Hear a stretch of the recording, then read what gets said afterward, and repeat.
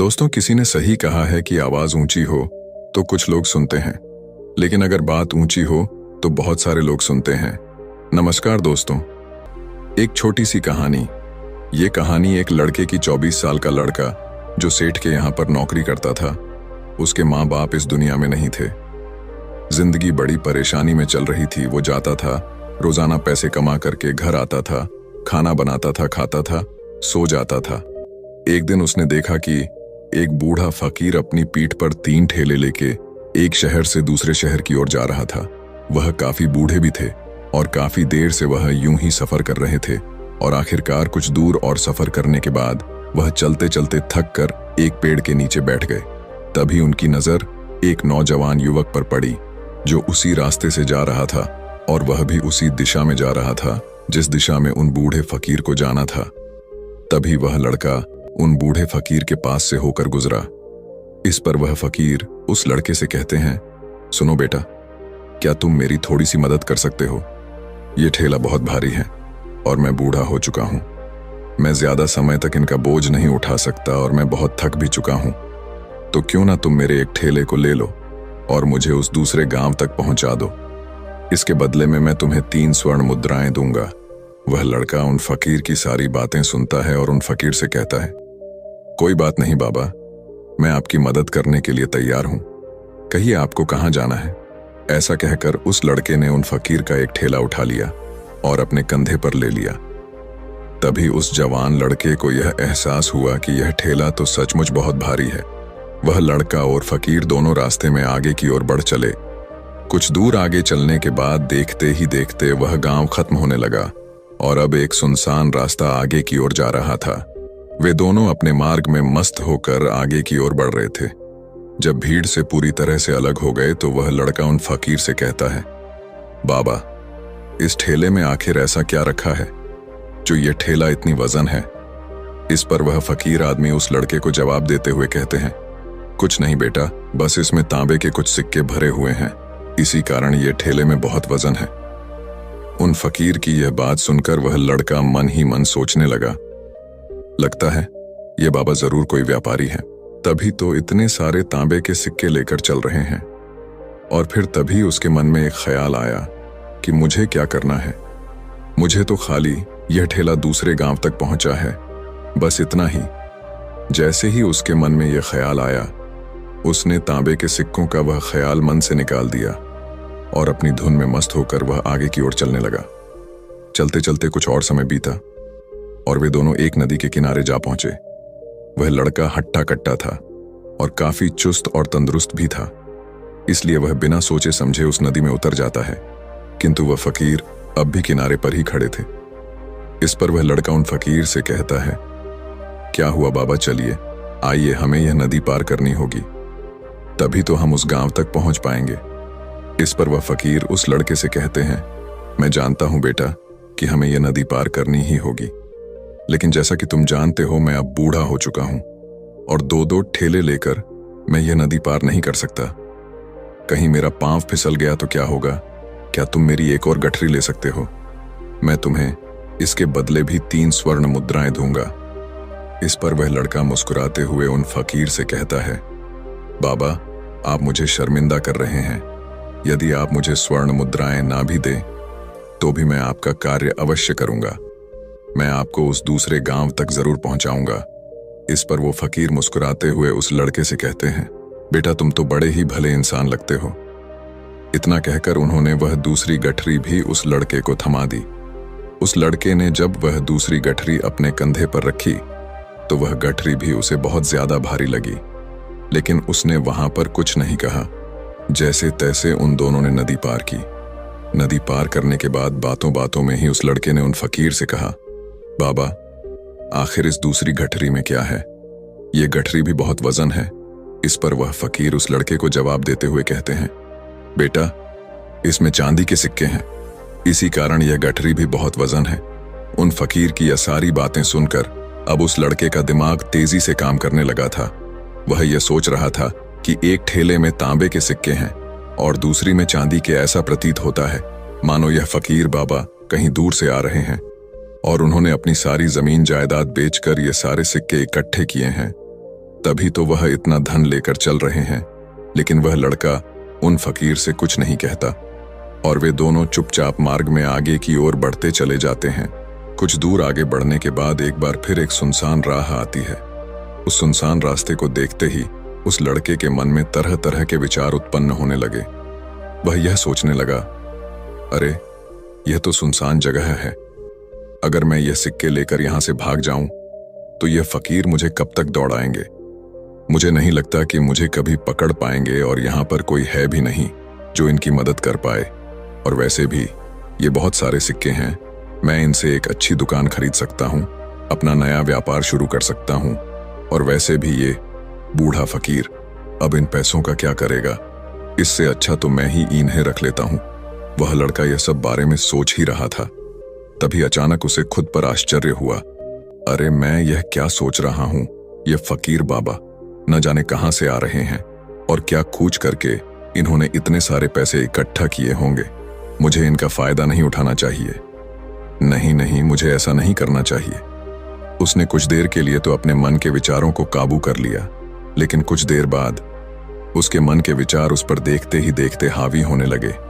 वह लड़का 2 ठेले लेकर उन फकीर के पीछे पीछे चल रहा था और कुछ दूर आगे चलने के बाद एक पहाड़ी आई।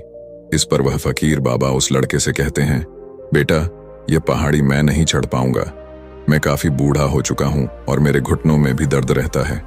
यदि तुम मेरी तीसरी गठरी भी ले लो तो मैं तुम्हें 3 और स्वर्ण मुद्राएं दूंगा, लेकिन याद रखना इसे कहीं गिराना मत, कहीं ये गठरियां खुल ना जाए। इस पर वह लड़का उन फकीर से कहता है, क्यों बाबा, आखिर इसमें ऐसा क्या है। इस पर वह फकीर उस लड़के से कहते हैं, बेटा इसमें स्वर्ण मुद्राएं हैं। यह सुनकर वह लड़का मन ही मन बहुत प्रसन्न हुआ। उसने चुपचाप वह गठरी भी उन फकीर से ले ली और देखते ही देखते वे दोनों मार्ग में आगे की ओर बढ़ने लगे। अब वह फकीर बिना कोई वजन लिए हुए आराम से पहाड़ की चढ़ाई पर चढ़ रहे थे, किंतु वह नौजवान लड़का जो पीछे था वह वजन के कारण बहुत धीरे धीरे चल पा रहा था। लेकिन जब से उसने सोने का नाम सुना था उसका मन तो छलांग मार रहा था। वह मन ही मन सोच रहा था, अगर मुझे यह सारा धन मिल जाए तो मेरा पूरा जीवन तो आराम से कट जाएगा।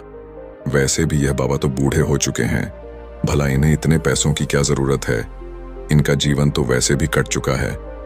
मैं एक काम करता हूं, यह सारे पैसे लेकर यहां से भाग जाता हूं।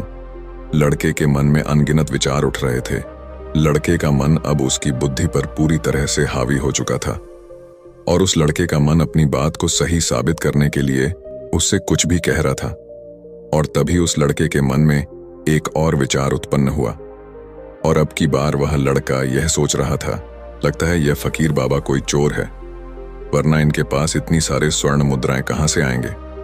अगर ये कोई व्यापारी होते तो भला ये इस तरह से पैदल यात्रा तो नहीं करते, और अगर इनके पास इतने सारे पैसे थे तो ये कोई ना कोई साधन भी तो अवश्य कर सकते थे। लगता है ये कोई चोर है और चोर से चोरी करने में भला क्या बुराई है। ये सोचता हुआ वह लड़का अब उन फकीर से तेजी से आगे की ओर बढ़ रहा था और देखते देखते वह फकीर से आगे भी निकल चुका था। और वह यह सोच रहा था कि जैसे ही इस पहाड़ की ढलान आएगी मैं 3 गठरियां लेकर भाग जाऊंगा, इससे ये सारे पैसे मेरे हो जाएंगे और मेरी गरीबी भी हमेशा हमेशा के लिए दूर हो जाएगी। मैं जो चाहूंगा मैं वो कर पाऊंगा, मेरे पास बहुत सारा धन होगा। और देखते देखते वह दोनों पहाड़ की चोटी पर पहुंच गए और अब ढलान का रास्ता शुरू होने वाला था। तभी वह लड़का उन फकीर से नजरें बचाकर वह 3 गठरियां लेकर भागता हुआ आगे बढ़ गया। अब उसे अपना शरीर बहुत हल्का महसूस हो रहा था, मानो उसे उन 3 ठेलों का वजन तक न मालूम पड़ रहा हो। काफी दूर दौड़ते दौड़ते किसी तरह से वह अपने आप को बचते बचाते अपने घर पहुंचा। उसके खुशी का कोई ठिकाना नहीं था। उसने सोचा, क्यों ना मैं जल्दी जल्दी इन गठरियां में से वो सारे पैसे निकाल लूं। यह सोचकर जब उसने गठरियां खोली तो पहली गठरी में उसे लोहे से जंग भरे हुए सिक्के मिले। यह देखकर उसे यकीन नहीं हुआ। इस पर उसने फटाफट दूसरी गठरी भी खोल डाली, उसमें भी उसे लोहे के जंग लगे हुए सिक्के ही निकले। यह सब देखकर वह लड़का बड़ा हैरान था। आखिर यह सब क्या हो रहा है? उन फकीर ने तो मुझसे और ही कुछ कहा था। अब उसने वह सोने वाली गठरी खोली और उसमें भी लोहे के जंग लगे हुए सिक्के ही निकले।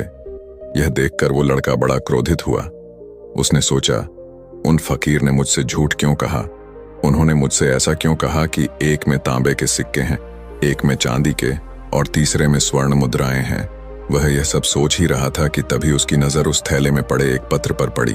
उसने वह पत्र उठाया और उस पत्र में लिखा था, यह पूरा नाटक ईमानदार व्यक्ति की खोज करने के लिए रचा गया है और मैं इस राज्य का राजा हूं। मेरी कोई संतान नहीं और इसीलिए मैंने यह षड्यंत्र रचा है ताकि मैं अपने राज्य में किसी एक ऐसे ईमानदार व्यक्ति की खोज कर सकूं जो मेरे बाद इस राज्य का राजा बन सके और इस राज्य भार को संभाल सके। और इस राज्य का भार वही संभाल सकता है जो पूरी तरह से ईमानदार हो, जिसके मन में किसी प्रकार का कोई लालच ना हो। इतना पढ़ते ही वह लड़का जोर जोर से चिल्लाने लगा। वह सर पकड़कर बैठ गया। वो यह जानता था कि यदि वह अपने मन के विचारों पर काबू कर लेता तो उसका जीवन संवर सकता है, लेकिन वह अपने मन के विचारों पर काबू नहीं कर पाया।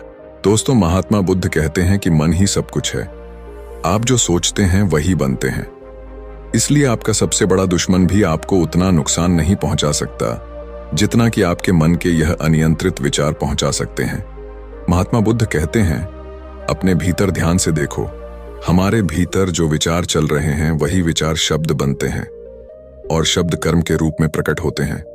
बार बार दोहराने पर कर्म बर्ताव में बदलता है और धीरे धीरे समय के साथ बर्ताव चरित्र में परिवर्तित हो जाता है और यही चरित्र हमारे भाग्य का निर्माण भी करता है।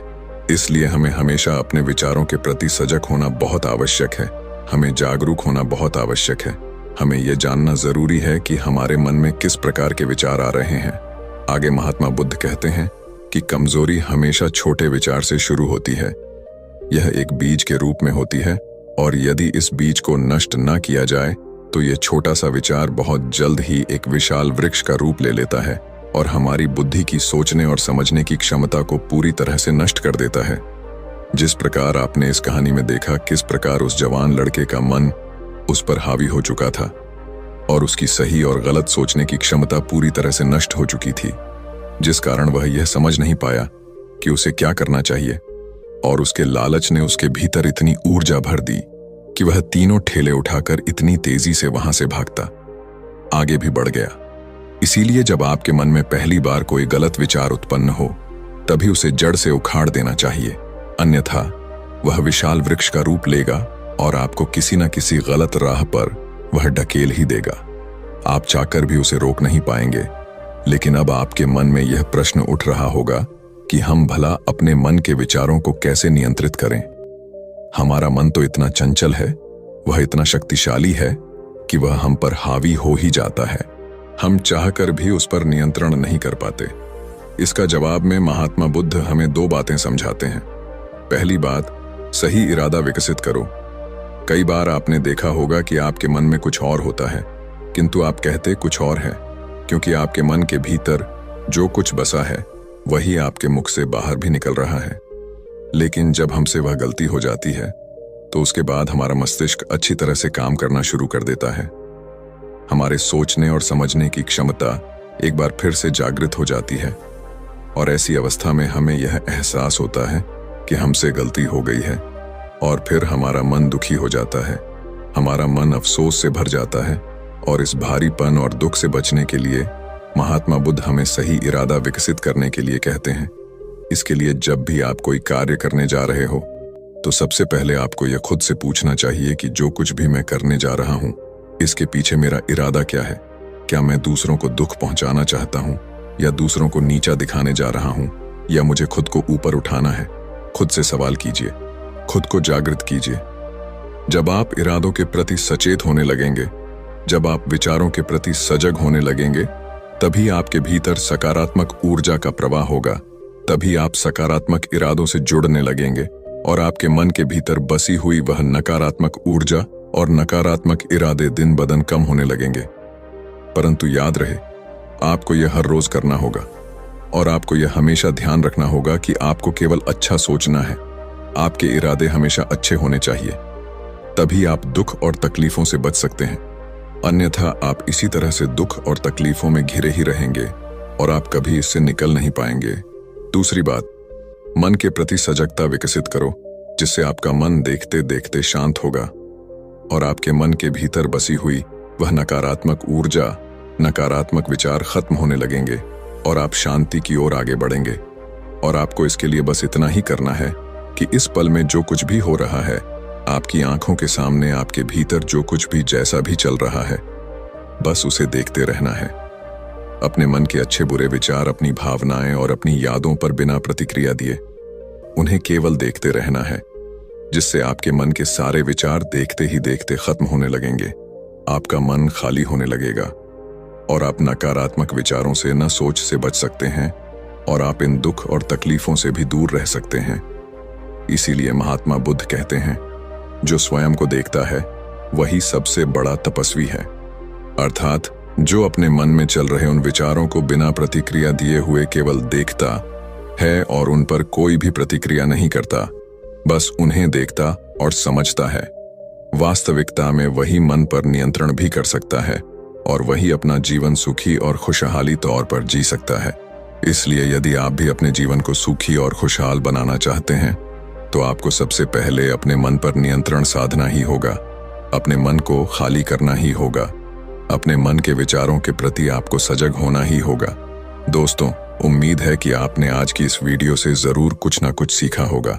अगर आपको ये कहानी अच्छी लगी हो तो इस वीडियो को लाइक करें और हमारे चैनल मोटिवेशन बुद्धा को सब्सक्राइब करें। हम मिलते हैं अगली वीडियो में। धन्यवाद।